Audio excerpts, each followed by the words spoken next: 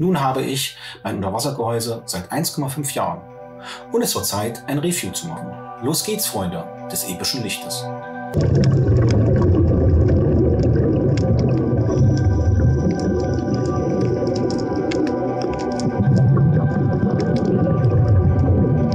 Stichwort Unabhängigkeit. Bevor es losgeht, ein paar Worte zur Transparenz.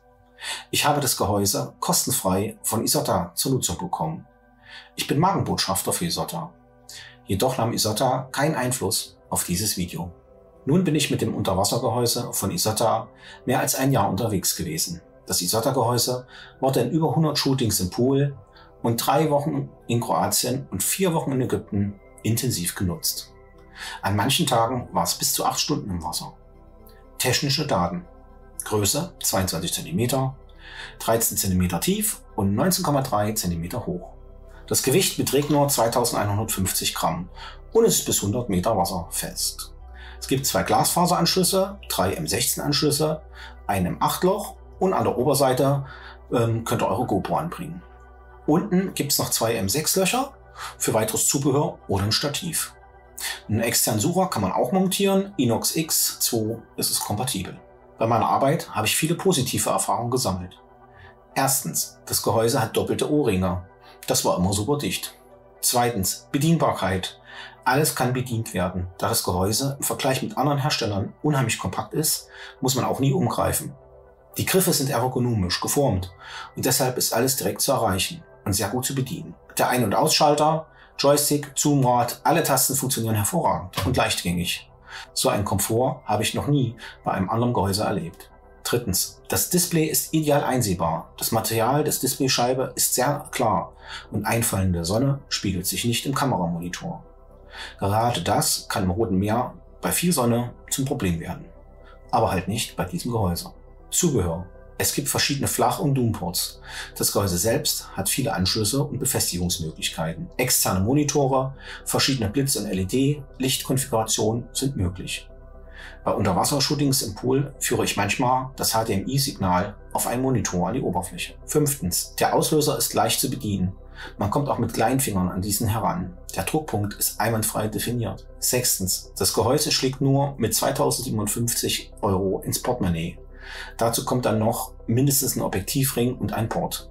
Andere Hersteller von Aluminiumgehäusen sind dann ein ganzes Stück teurer. Siebtens, Support.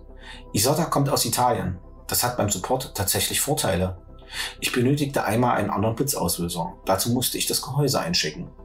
Es war mit den Umbauten nach nur 4 Tagen schon wieder da, keine Grenzen und kein Zoll das Gehäuse aufhielten. Das ging super fix. Undenkbar, wenn man sein Gehäuse aus Asien bezogen hat.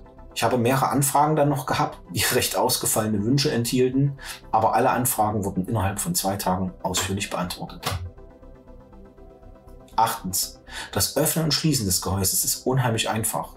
Bei meinem vorigen Gehäuse waren 2 Spannriegel zu bedienen und mir fehlte immer die dritte Hand, um den Deckel festzuhalten. Ohne einen Tisch war das Öffnen damals gefährlich für den herabfallenden Deckel. Isotta hat das extrem clever gelöst. Man benötigt nur eine Hand zum sicheren Öffnen und Schließen des Gehäuses. Klasse. Neuntens, das Zoom-System. Wenn man ein Zoom-Objektiv hat, dann gibt es verschiedene Ringe. Diese setzt man dann von vorne ein. Funktioniert bei mir immer sehr gut. Das Zoomrad arbeitet exakt und der Wechsel ist in unter 3 Minuten erledigt. Es gibt für die meisten Objektive eine Lösung. Ja, man muss auch hier den Port abnehmen. Aber das Zoom-Ring-System ist viel einfacher zusammenzusetzen und der Port kann ganz schnell abgenommen werden. Bei meinem vorigen Gehäuse war das leider nicht so. Zehntens. Das Gehäuse ist einfach nur schön. Rotfarbig lexiertes Aluminiumgehäuse, welches einfach formschön ist. Wer ästhetische Fotos macht, dem ist Ästhetik wichtig. Der braucht so ein Gehäuse. 11. Die Kompaktheit und die Größe dieses Gehäuses. Das rote Gehäuse ist sehr kompakt. Bei Flugreisen nehme ich es immer mit in die Hand. Somit muss ich nicht mehr alles ein- und auspacken und jeder Zöllner fragt mich dann nach meiner Kamera. 1 Minute reden und schon ist man durch alle Kontrollen. Perfekt. 12. Hochwertigkeit. Auch nach 1,5 Jahren sehe ich kaum Abnutzungsspuren. Das Material ist offensichtlich hochwertig.